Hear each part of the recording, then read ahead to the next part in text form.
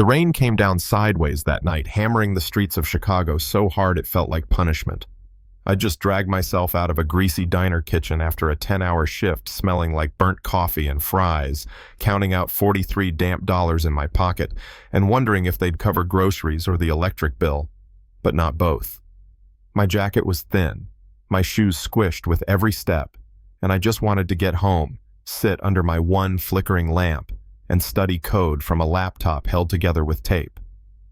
And then I saw her, an older woman, maybe late 60s, standing under a pharmacy awning, with a broken umbrella that looked like a dead bird.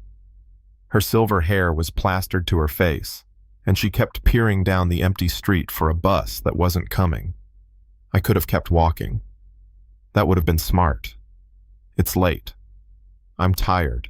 I'm a tall black man in a soaked work uniform, and strangers rarely see someone like me and feel safe. But something in the way she stood there, small, defeated, hit a nerve.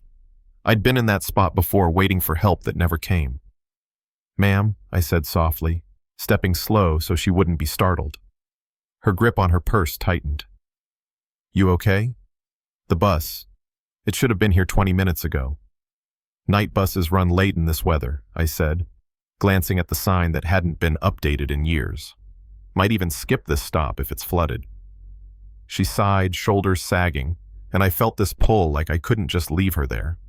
So I took off my only decent jacket, the one I wore to interviews, the one I couldn't afford to replace, and held it over her head like an umbrella. "Oh, I couldn't," she started. "Already soaked," I said, giving a small smile.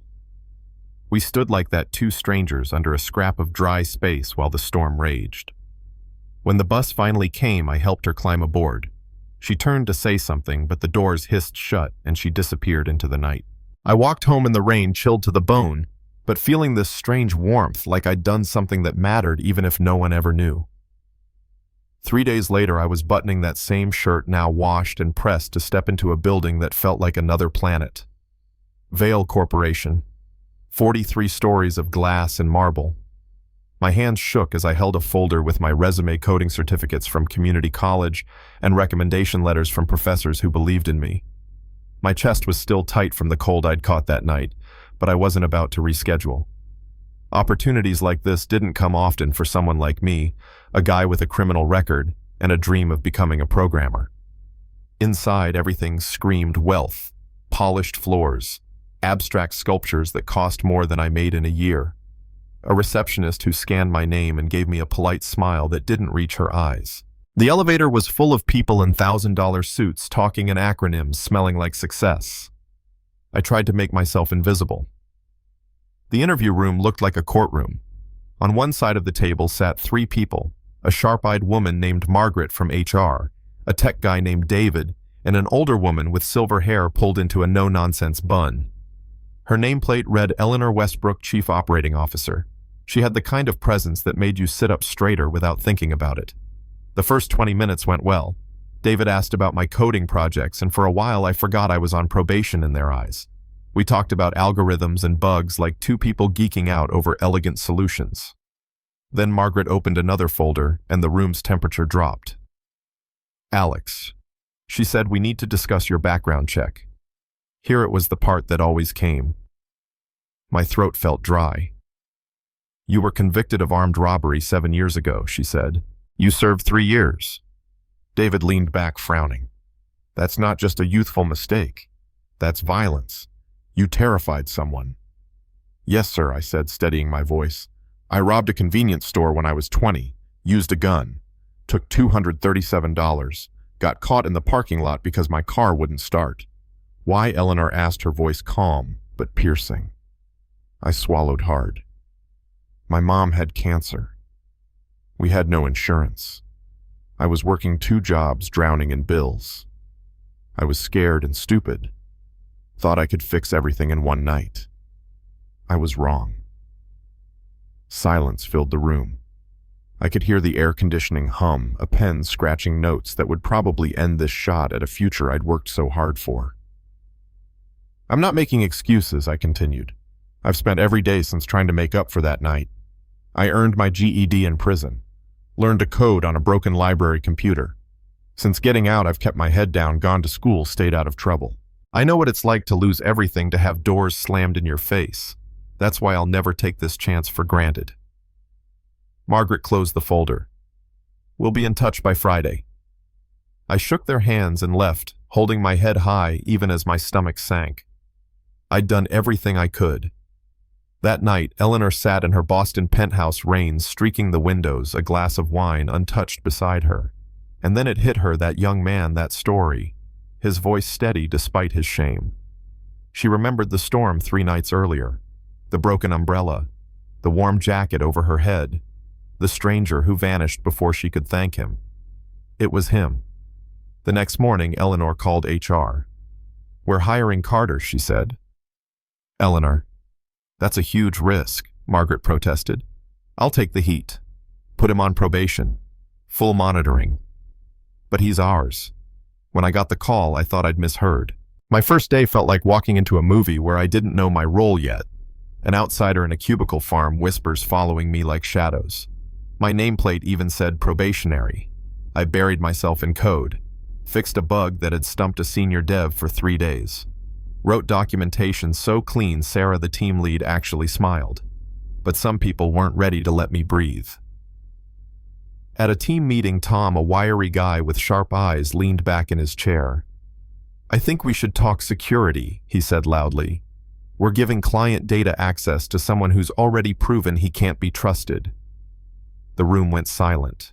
My pulse pounded. Sarah's face tightened, but she hesitated. "You're right," I said, finally standing slowly. My voice was calm but cut through the tension like a blade. 7 years ago, I robbed a store at gunpoint because I was desperate. I spent 3 years in prison. 3 years thinking about the clerk. I terrified about my mom dying while I was locked up, about who I wanted to be when I got out. Every day since, I've worked to prove that one night doesn't define me. You think I'd risk this job, this chance after all, that if you can't see past my record, that's your limitation, not mine? The silence was deafening. Tom's face flushed.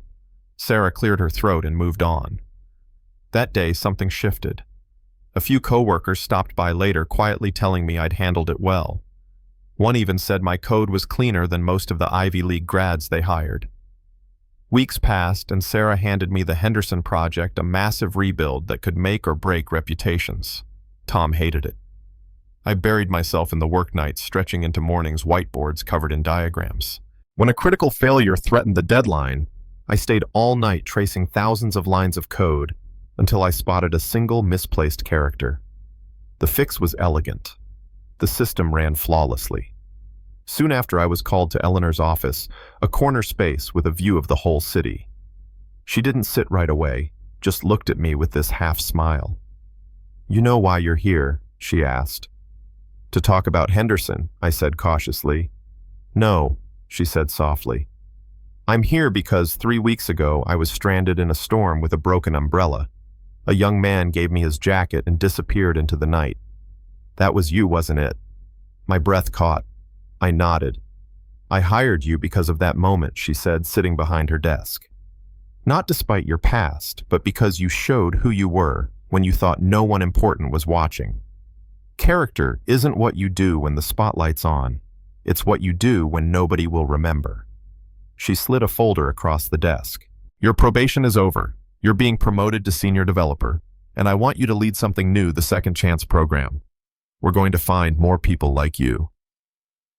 6 months later, I was back in that same conference room, but now I sat on the other side of the table. Across from me was Maria, 26, recently released for a mistake that cost her 18 months.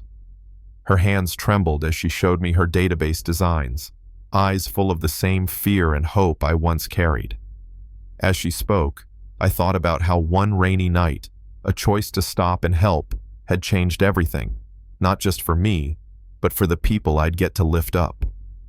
Sometimes the smallest acts ripple the farthest. So tell me, if someone makes one terrible choice but spends years rebuilding their life, do they deserve another shot? Drop your thoughts in the comments. And if this story made you feel something, hit that like button, subscribe, and share it, because maybe someone out there is waiting for their second chance too.